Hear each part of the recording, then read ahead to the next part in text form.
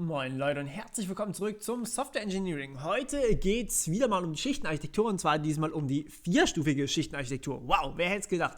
4 Stufen, eine Stufe mehr, richtig viel mehr. Nein, natürlich ist sehr viel gleich geblieben wie bei der dreistufigen Schichtenarchitektur, aber es gibt einige Dinge, die man hier bei der vierstufigen sagen kann und das möchte ich tatsächlich mit euch etwas detaillierter durchkauen, denn diese vierstufige Schichtenarchitektur, die ist sehr beliebt und die findet man wirklich häufig.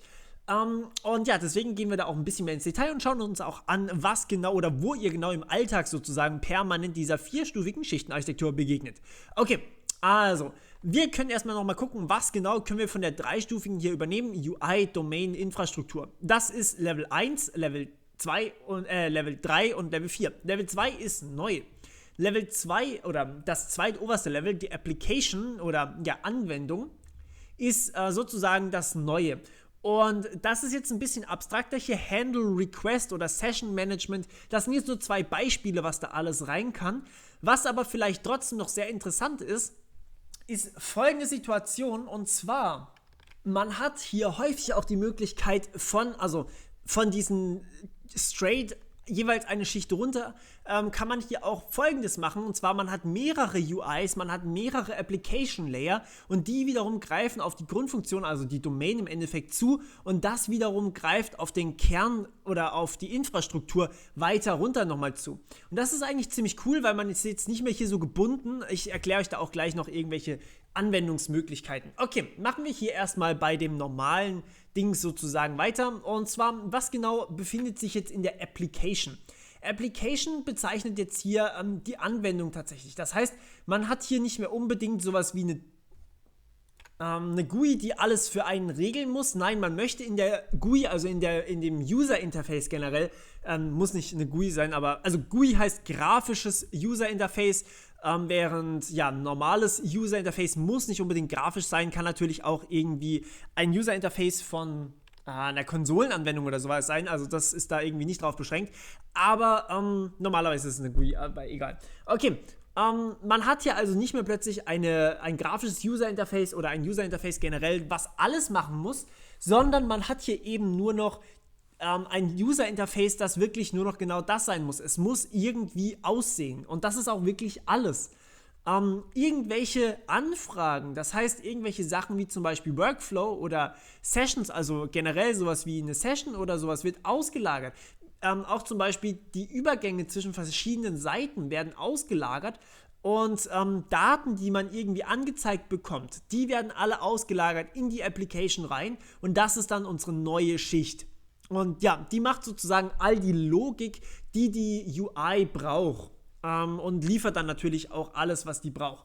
Aber trotzdem gilt immer noch dasselbe Grundprinzip wie bei der Dreischichten-Architektur. Und zwar geht es einmal von der UI immer nur auf die Applikation runter oder Application Layer, vom Application Layer immer nur aufs Domain Layer runter und von dort immer nur auf die Infrastruktur runter. Und das ist auch tatsächlich alles.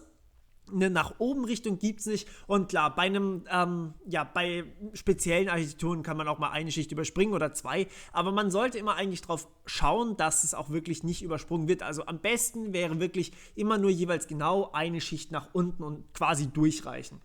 Ja, genau, das ist so im Endeffekt so ein bisschen der Sinn dahinter. Jetzt, warum habe ich euch jetzt vorhin das Ding hier gezeigt? Das Dingens nennt sich immer noch 4-Schichten-Architektur, ist auch nicht wirklich so viel anders. Das Application Layer Dingens hier in der Mitte ist immer noch da und macht immer noch genau denselben Job. Aber wir sehen jetzt hier auf einmal, UI und Application gehören so ein bisschen zusammen und Domain und Infrastruktur sind aber absolut unabhängig eigentlich von der Darstellung von diesem ganzen Ding und das ist sehr cool.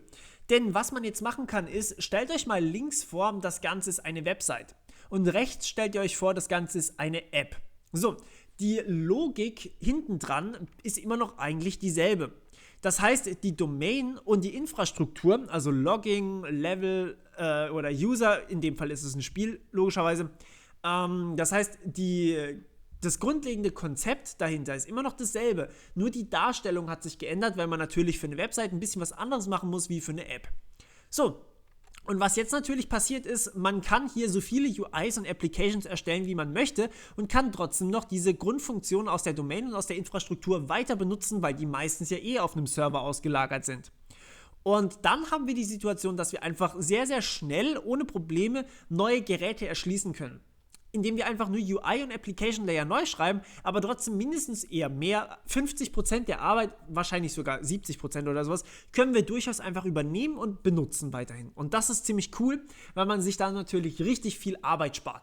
Und das ist natürlich auch super erweiterbar. Man kann jetzt hier natürlich noch eine dritte UI-Application reinschalten, eine vierte, eine fünfte, eine sechste. Gut, so viele Geräte brauchen wir dann irgendwann nicht mehr, aber Android-App, Webbrowser, Desktop-App und so weiter und so fort. Und das machen auch tatsächlich relativ viele Anwendungen an sich.